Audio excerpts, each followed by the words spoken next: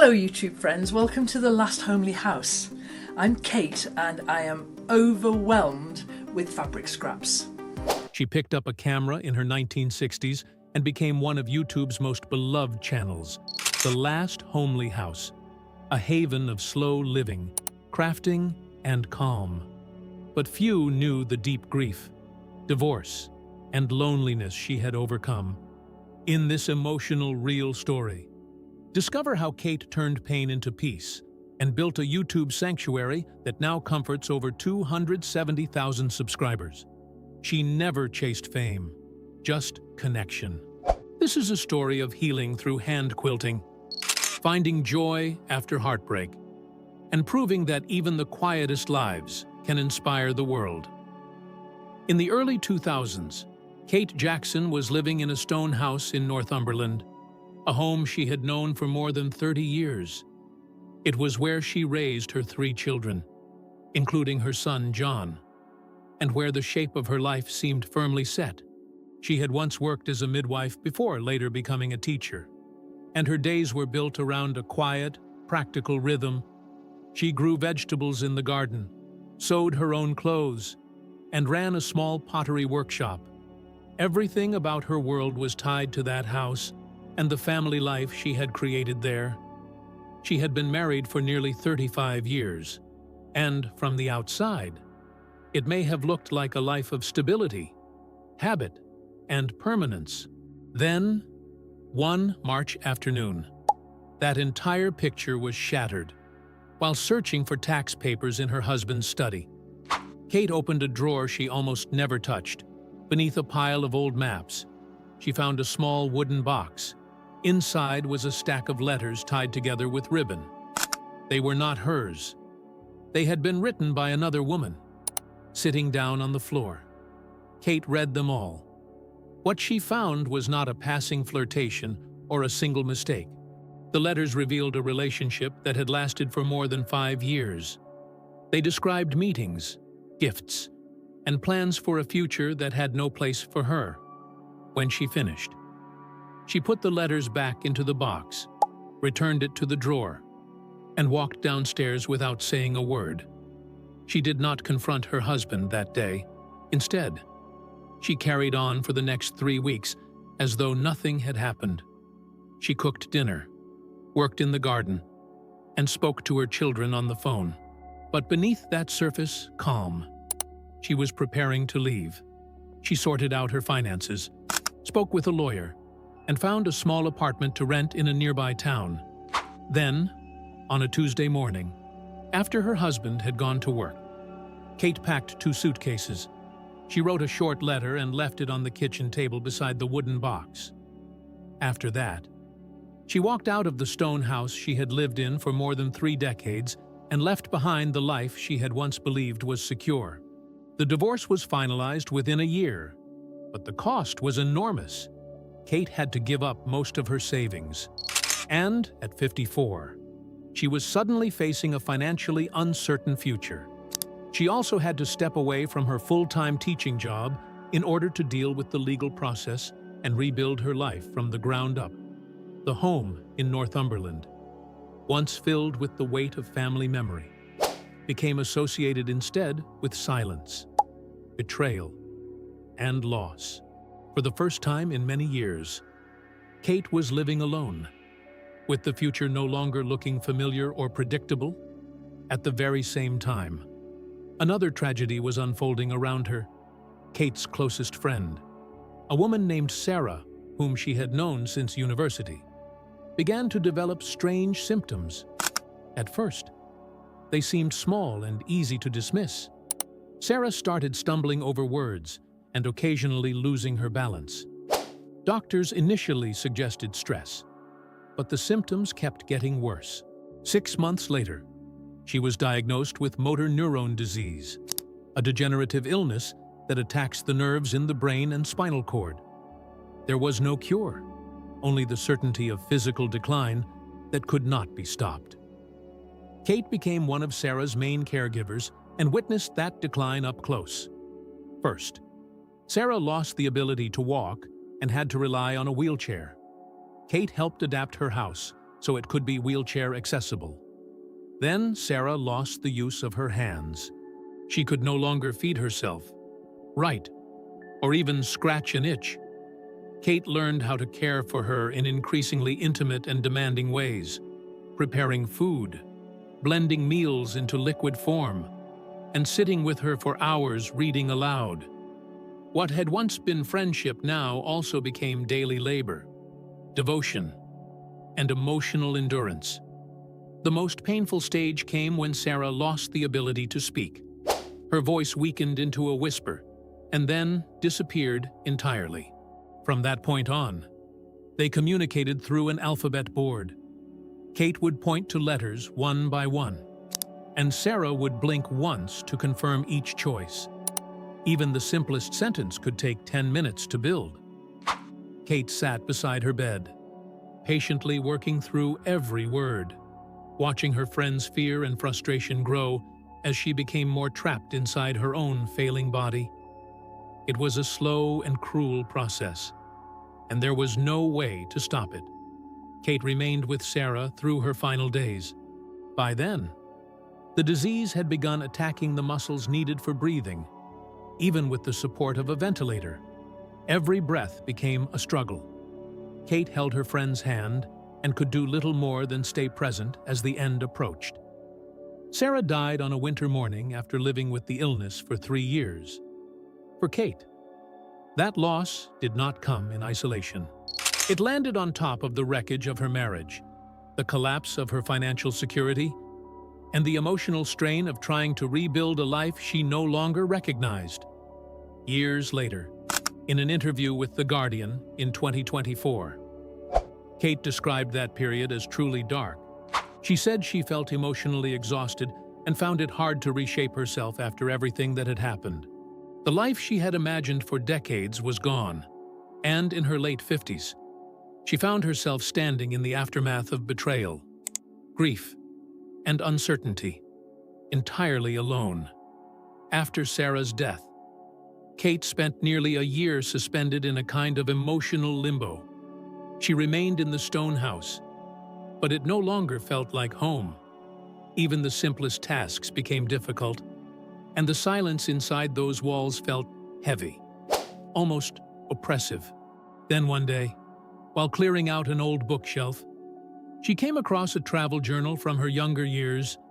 It was filled with notes from a backpacking trip to New Zealand. As she read those pages again, an idea began to take shape. She needed to leave, not for a holiday, and not for distraction, but for a deliberate escape. Using a small portion of the money she still had left, Kate booked a round-trip ticket to Auckland, New Zealand. She did not reserve a hotel. She did not make an itinerary. She packed only a backpack and a few clothes. When she arrived in Auckland, the first thing she did was buy an open bus ticket, one that allowed her to travel anywhere on the country's bus network for an entire month. During that month, Kate traveled completely alone. She spent long hours on buses rolling through the countryside. She stayed in cheap hostels, sharing rooms with travelers decades younger than she was. She hiked through national parks. She sat alone in cafes, writing in her journal. She was not trying to reinvent herself or stage some dramatic search for meaning. She was simply moving. And somehow, that steady motion, with no real plan at all, gave her mind a chance to rest. In her 2024 interview, Kate described that journey as the thing that healed her. She said it gave her the time and space she needed to begin processing her grief. And when she returned to Northumberland a month later, something had changed. The stone house no longer felt empty. It felt quiet. For the first time, she was ready to begin again. Over the next few years, Kate lived a quiet and deeply private life. She returned to the crafts she had always loved, spinning yarn, weaving cloth, and above all, quilting. She started a large vegetable garden. She adopted several cats, and even took in a goose she named Eileen. Slowly, patiently, she transformed the house into a refuge, that belonged entirely to her. Around that same period, she began watching YouTube. She followed videos about gardening, cooking, and handmade crafts. And she started to notice a community of people who cared about the same things she did. At first, she never imagined making videos herself. The internet connection in her rural village was slow and unreliable, and uploading anything substantial was almost impossible. That changed in 2017, when fiber broadband finally reached her village for the first time. Uploading a large video became realistic. One afternoon, while sitting beside her spinning wheel, Kate had a simple thought. She had spent so much time watching other people share their lives. Why could she not do the same? She later remembered asking herself a very simple question. How hard could it be? She had no camera, no studio, and no professional lighting. All she had was an old iPad. She carried it out into the garden, found a flat brick to prop it up, and aimed it toward her spinning wheel. Then she sat down, took a deep breath, and pressed record. There was no script. She simply started talking about spinning, about the wool she was using, and about her day. That first video was incredibly simple. It was unedited. The wind interfered with the sound, but it was real. It took her some time to decide what to call the channel. She kept thinking about the feeling she wanted to create. Then she remembered a passage from The Hobbit by J.R.R. Tolkien, where Elrond's home in Rivendell is described as the last homely house east of the sea. Tolkien wrote of it as a perfect place to rest, a place that could heal weariness, fear, and sadness. To Kate, that description captured exactly what she had been trying to build in her own home. And so, she gave her channel the name The Last Homely House. Kate committed herself to uploading one video every week. Her routine was simple and unchanging. She filmed whatever she happened to be doing at the time: baking bread, sorting through fabric scraps, or hand-stitching squares for a new quilt. Her videos did not follow the usual rules of YouTube. There were no fast cuts, no trending background music, no polished transitions. Most of the time, she simply placed the camera in one spot and talked while she worked. At first, the growth was slow. A few dozen viewers, then a few hundred. But the people who found her channel stayed. They were drawn to its honesty. In one video, she accidentally dropped a recipe card into a pan of muffins. Instead of cutting the moment out, she filmed herself using tongs to pull it back out and left it in the final edit. Later, she said her audience loved it. It made them feel as if they were standing in the kitchen with a friend, not watching a performance. Her videos captured real life, not a carefully curated version of it. She showed mismatched pottery mugs, admitted when a recipe failed, and left in the small imperfections that most creators would remove. That lack of polish became the foundation of her credibility. Viewers did not feel like they were being entertained.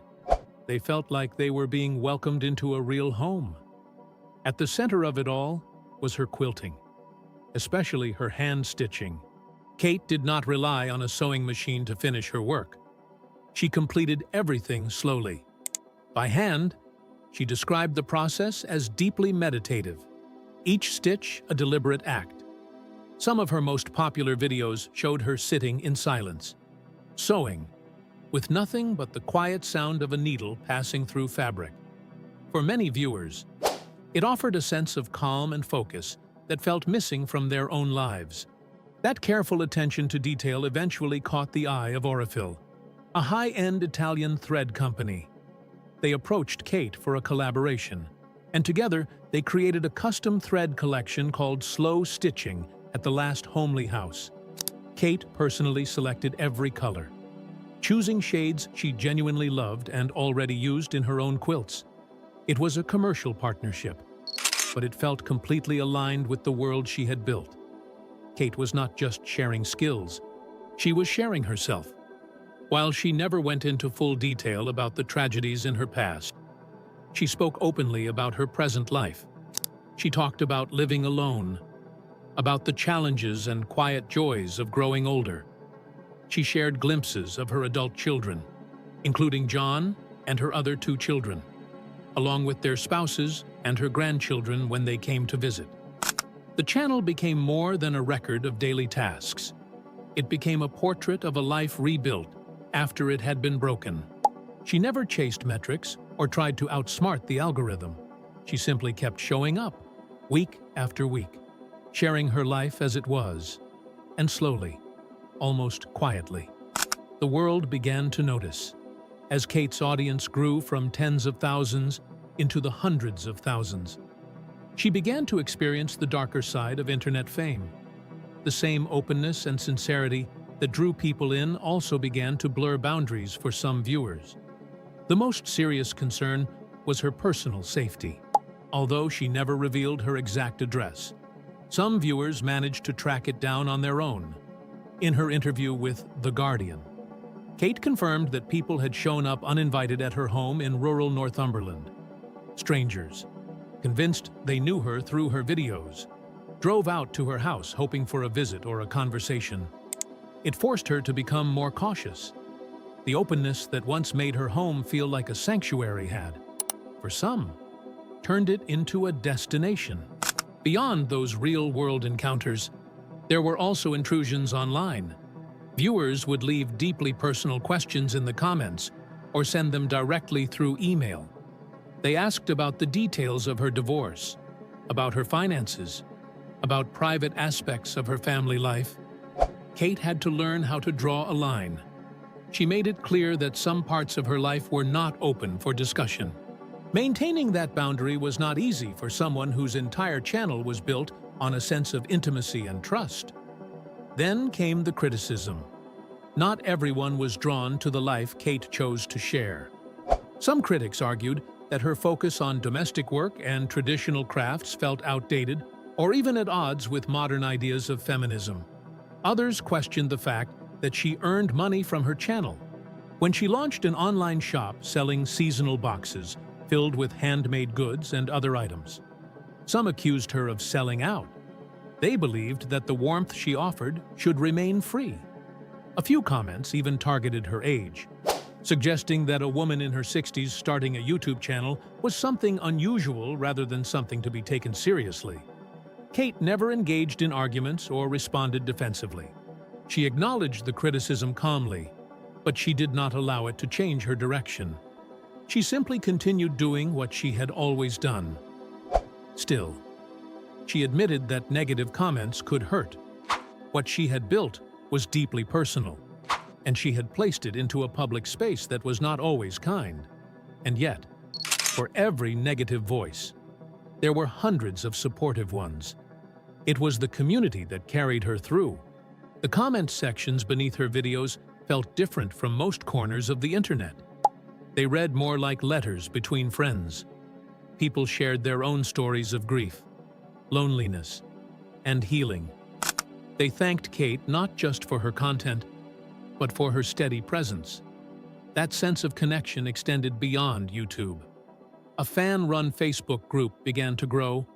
Viewers started recognizing each other at craft fairs and events, introducing themselves as part of the Last Homely House community. In a quiet and unexpected way, they had found one another through her. To describe this community, Kate came up with a simple image. She imagined all her viewers sitting together on one enormous sofa that never ended. She called it the lime green sofa. It was a place where everyone had a seat, a place to rest, a place where no one had to feel alone. The image resonated deeply, becoming a symbol of what she had created. A community born from openness, but sustained by respect and genuine human connection. By 2024, Kate Jackson had turned 70. The YouTube channel she once started with an old iPad balanced on a brick had grown into something much larger, an entire ecosystem built around her life and work. Her main channel, The Last Homely House, continued to expand, while a second channel, The Last Homely Garden, focused entirely on her time in the garden. On Instagram, she had gathered nearly 100,000 followers, all drawn to the same quiet, steady world she had created. What began as a personal project had gradually become a family business.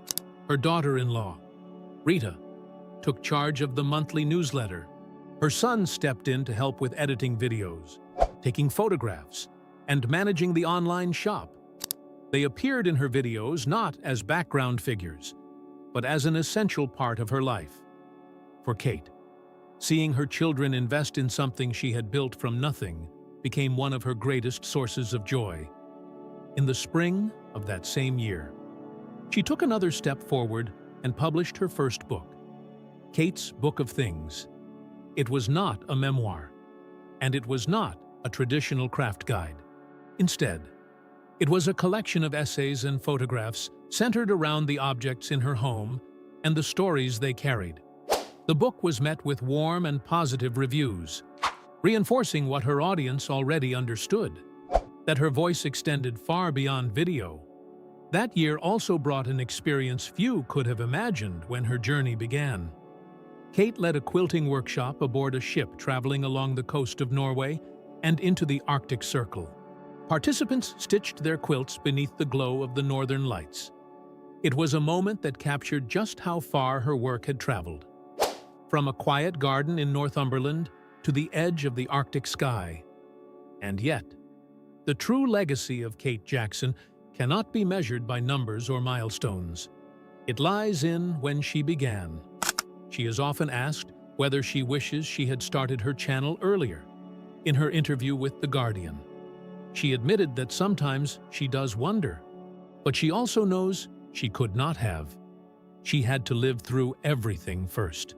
The divorce, the collapse of her finances, and the pain of watching her closest friend slowly fade away were not obstacles on the path to her success. They were the path itself.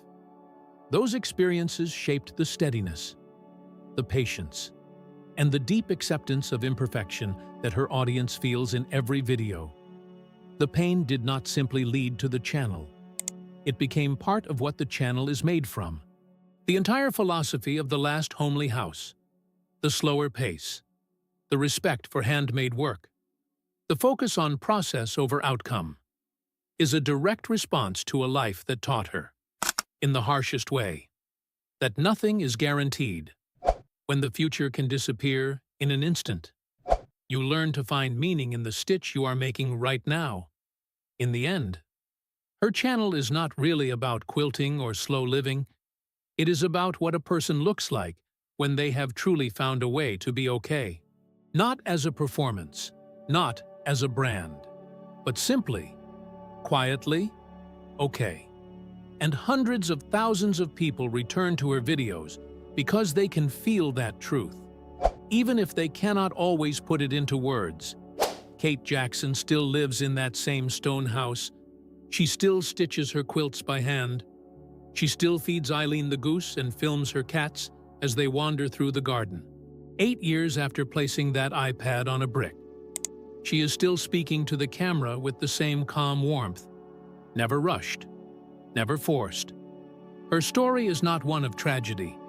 It is a story of survival and renewal, a reminder that a life can be broken apart and then rebuilt, not just to what it once was, but into something stronger, quieter, and more real.